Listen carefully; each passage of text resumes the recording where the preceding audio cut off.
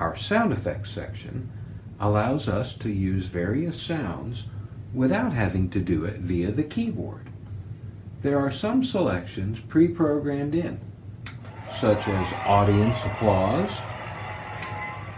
a snare drum roll, cymbal crash, or up to 4 spots where you can put your own sound effects in those places for use at any time. Simply touch the button, and by using our up and down scroll, we can change it to various other sounds. When we see what we want, we simply touch the button. It's that easy.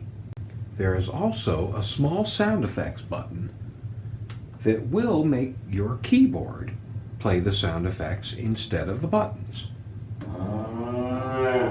The button converts the top half of your bottom keyboard into a sound effects section.